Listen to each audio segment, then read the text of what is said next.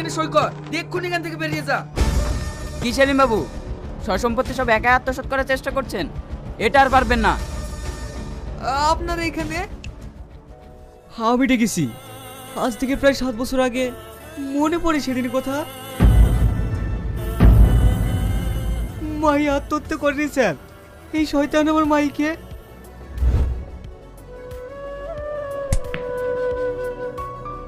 আজ তোমাকে চারপাশ গিলে আসতে হলো, জানো না আব্বার এই অবস্থা। আব্বা, তোমার শরীরটা কি খুবই খারাপ?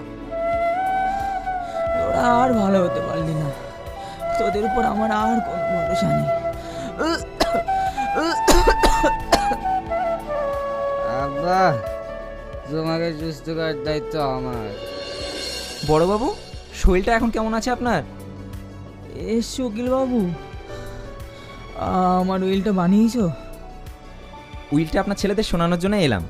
আমি উইলটা পড়ে শোনাচ্ছি, তোমরা সবাই শোনো।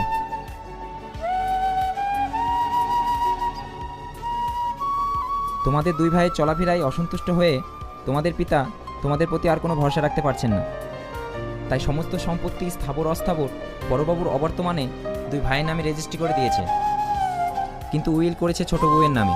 ছোট বউ ইচ্ছে করলে তবেই তোমরা মালিক হতে পারবে। আব্বা, এত বড় অন্যায় কাজটা তুমি করতে পারলা? উকিল বাবু, কথাটা শুনে এবার অনেক শান্তি পেলাম। রাত দিন ছোট বউ ওই কৃষ্ণ মরবেও না। আব্বা, আপনি এমন করছেন কেন? আব্বা, ওগো দেখো না আব্বা কেমন করছে।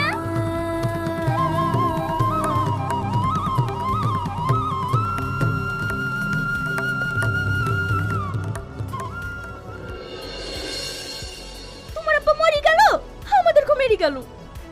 কি করব বলো? আমার কিচ্ছু করার নাই। করার নাই মানে? সব করার আছে। সম্পত্তি আপনার বাপে, আর ভোগ করবে একটা পরে মেয়ে।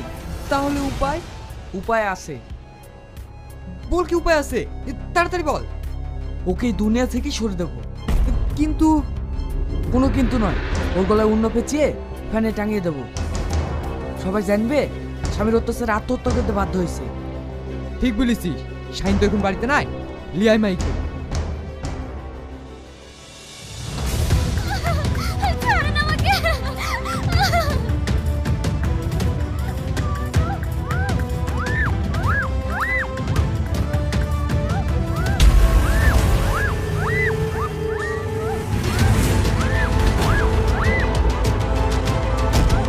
আমার মাইকে মারো না, আমার মাইকে মারো না। তুমি ছাড়ো, তুমি আমার মাইকে ছাড়ো, ওকে মারো না। Mahi!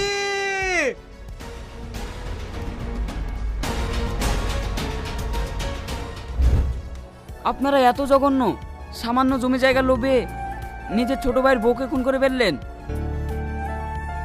You are under arrest. হাবিলদার, ওদেরকে অ্যারেস্ট করো।